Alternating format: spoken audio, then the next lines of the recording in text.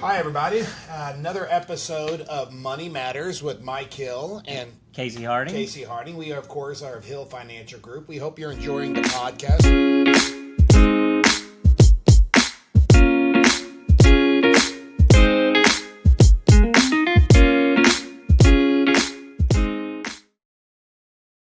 We've gotten a lot of good feedback.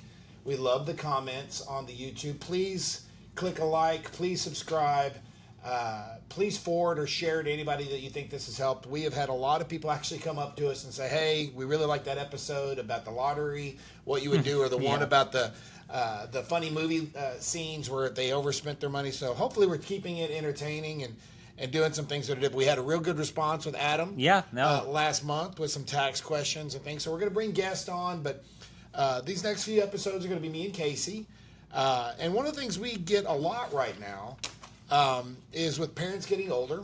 Yeah. It's inevitable. I, of course, my dad is 77. My mom is 74. So, of course, I kind of worry about their health and all the things. You know, you go from getting a checkup on your knee to, oh, my gosh, they go, I just had a couple of stents put in. We're good. Right, That guy, so it's like, wow, okay. Well, that's what and they say the biggest, greatest wealth transfer is about to happen with all the baby boomers. 100%. So I think I read it's over $64 trillion that is about to exchange hands over the next 10 years. Yeah, so crazy. That's pretty good. That's pretty crazy. I mean, I don't think my parents have any part of that 64 trillion, but I'm not bitter.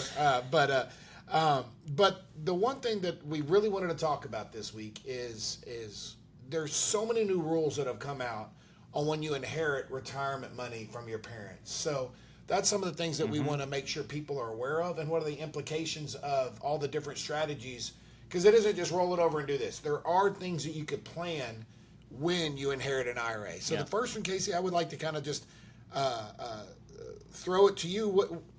What would you do first? What is the first thing that you would do when you inherit an IRA from a parent or a loved one that's not a spouse? Sure.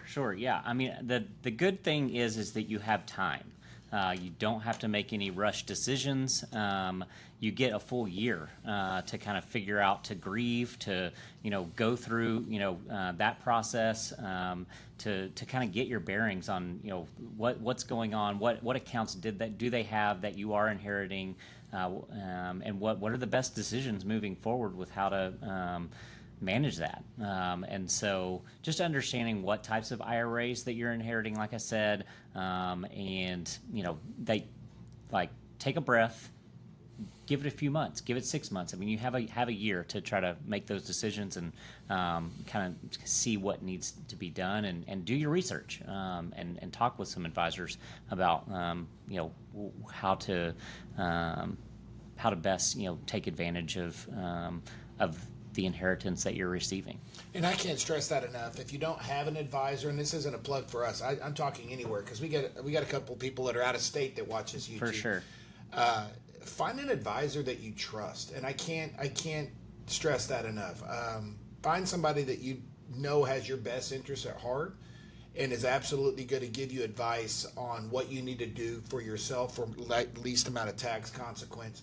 And when Casey says a year, he's absolutely, that's spouse or non-spouse. The IRS doesn't say, okay, roll it over, put it in your name. You have a year to grieve. So that is a thing I see all the time. Yeah. Get through the funeral, get through the grieving, get through all the things that you got to empty a set. I mean, I've had many clients, unfortunately, over the years pass away. You don't think about it. You've got to go through their clothes. You've got to go through pictures. All the real assets, the real things that they own that what are do you in do the with house. Dad's truck? I mean, not just the IRA assets. It's just all the things. So, but there are a few different types of IRAs. So, Mike, why don't you talk through, the different types and kind of the rules on each? Okay. Well, of course, you have a traditional IRA. That is normally when somebody had a 401k and they retire, they roll it over into a traditional IRA. What's the difference with that? Well, the traditional IRA, you could put in, depending on what age you are, but $7,500 a year now into a traditional IRA, and it's a full write-off. So when you're 40 years old and you're making money, hey, I get a write-off that might save me $2,000 in taxes. The kicker is now it's 73 and it changes to 74 and then 75 in about 5 years. But at 73, the IRS says, hey, we need you to take money out of that account. Well, we don't want to. We don't care. It's called a required minimum distribution. It's because the IRS looks at it like you had 50 years of not paying taxes on that money. Yeah. Now we want some of our taxes. Then, of course, you have a Roth IRA, which honestly is my favorite, but the government wasn't stupid. There's definitely income limits. If you make too much money, you can't put into a Roth IRA. A lot of people miss that because we get clients that come in and say, hey, I want to put a lot of money into a Roth IRA. You can't. You make too much money. The IRS just won't allow it. But a Roth IRA, you don't get the write-off when you go in. It is 100% tax-free when you take it out. So if you put in $8,000, over the next 30 years, if that grows to $35,000, $40,000, that $40,000 is tax-free. It is by far the best retirement vehicle, in my opinion, of all the retirement vehicles that are out there because of the tax-free nature. Not only that, at age 73, the IRS does not make you take money out. Why is that important? Ding, ding, ding. At 73, you're getting Social Security. With the traditional IRA, if you take money out, it may make your Social Security taxable because you're making too much. So Roth IRA, you don't have to take money out at 73. And then, of course, you have the inherited IRAs, which is what we're going to talk about today. Yep. Inherited IRAs have changed a lot over the last 5 years, especially since COVID. Inherited IRAs it could be a spousal rollover with no big deal. Same rules apply. If there's an IRA roll, inherited IRAs, there's a lot of different rules. This is when a father dies and it goes to the kids, or a mother dies and it goes to the kids, or uncle. Somebody that's a non-spouse is an inherited IRA. We're going to go over the differences with there. So anyway, and then of course I just did talk about what happened in COVID. Well, during COVID we had the Secure Act, and then we had Secure Act 2.0. Casey, I definitely want you to kind of touch upon what that means and why. This is the part of the podcast I really want y'all to listen to. We get this all the time with inherited clients. Yeah. They have no idea that this rule applied to them. So I definitely want to make this clear, Casey, about the Secure Act and how it affects inherited IRAs. It's just becoming more and more prominent because prior to this, you could, there wasn't really a rule on how long or how much time it took to distribute those funds from those inherited IRAs that were non-spouse. But now with the new Secure Act, they have a 10-year rule requirement. So it means that you have to take out the amount that you're inheriting over a 10-year period.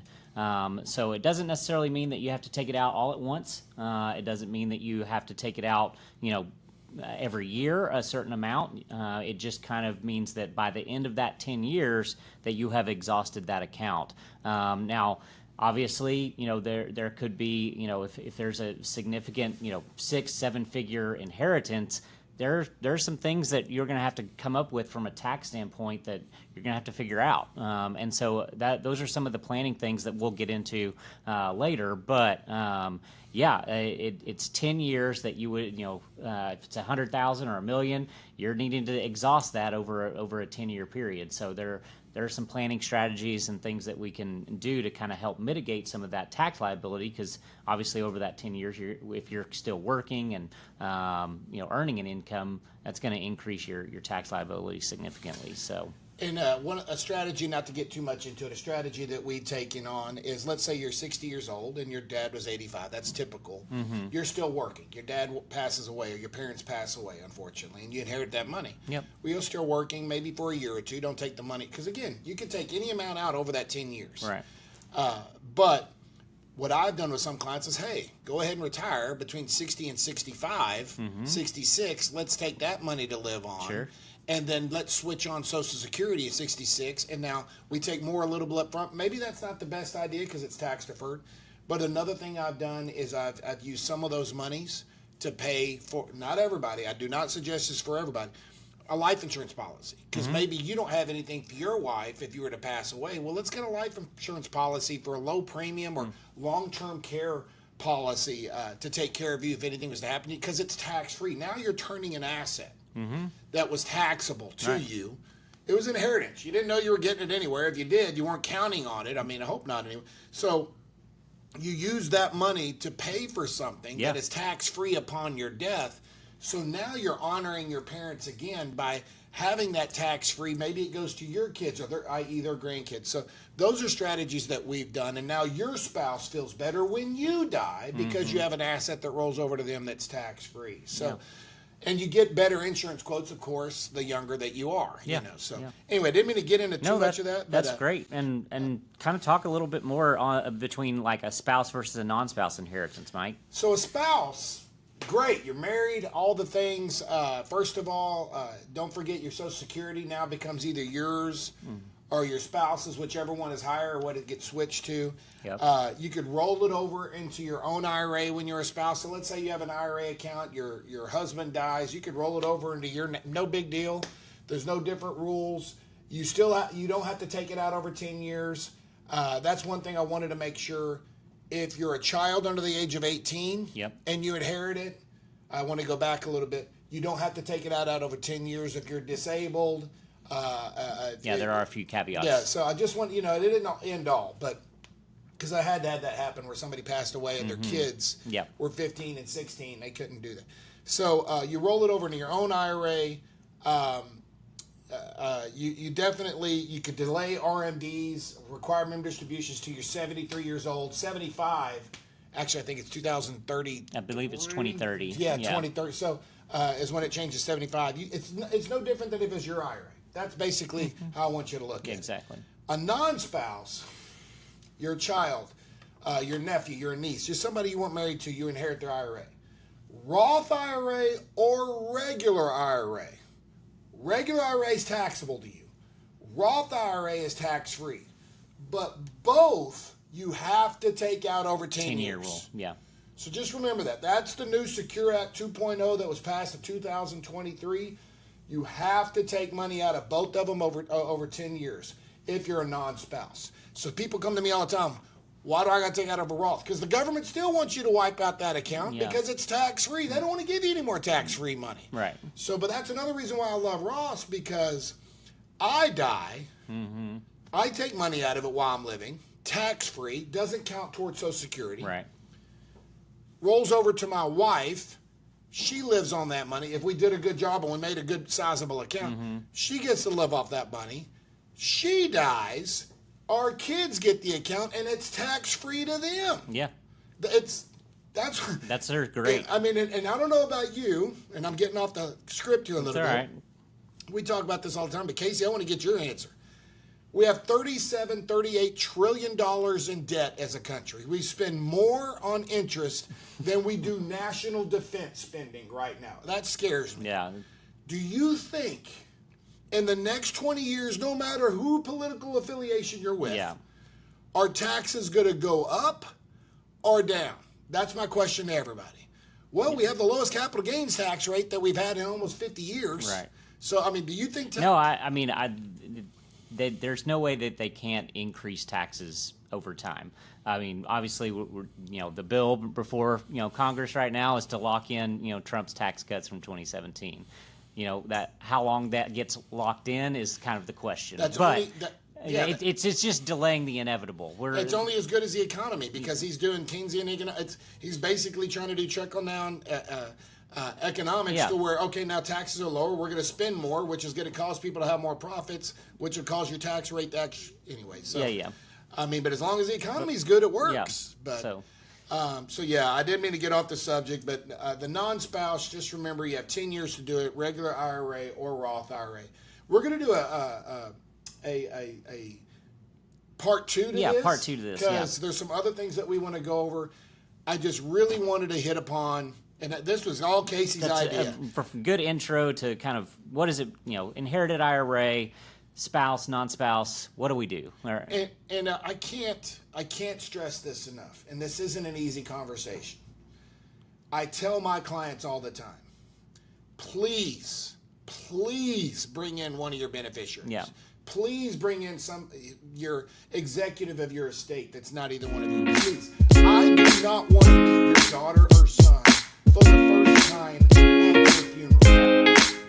I know, and I get, we're in that day and age. I know. I get some men, forgive me, I'm picking on the men here. I get some men that are stubborn, or they don't need to know what we have. They're going to know eventually, if you want to or not. Make it easy on them. Sit them down. Have them meet with their financial advisor with you. Do a meeting together. Let him be the bad guy. This is what they have. You can tell them what you want to show and don't want to show. But you do not want to do that to your kids where they're looking through every desk drawer, every nightstand, every garage box to try to find a statement of what you own. Make it easy on them and have them included in these meetings. And at those meetings, the financial advisors should do what we just did. Hey, when this does become a inheritance, you have a decision on the 10-year rule, et cetera, et cetera, et cetera. Here's the pros and cons. Yeah. You'll feel better. Trust me afterwards. A lot of people are like, I don't want them to know what we have. That depends on you, but whoever your beneficiaries are, I don't know if you agree. No, I absolutely agree. I can't stress enough to have them in meetings. I mean, and there's some planning things that if, that beneficiary, is willing to come to that meeting, that it's really just going to help them, from a tax standpoint. And absolutely. So yeah, like that, you're yes, this was wealth that you created through your income, through your hard work and savings, but they're eventually going to inherit it. And do you want them to be a good steward of it, or do you not? And sometimes hearing straight, instead of reading it out of a will or a trust, straight from the horse's mouth, we want this much to go to charity. We want this much to go to her. And they need to hear that ahead of time anyway. And so it's almost sometimes what I call the death and taxes meeting. Both are inevitable. They're both going to happen. And let's talk about both at that meeting. Maybe we have a cookie or two while we're eating to lighten the load. So we're going to get on a part 2 here in a second. Next week, you'll have part 2 on the inherited rules for inherited IRAs, but I'm Mike Hill. And Casey Harding. This is Money Matters with Hill Financial Group.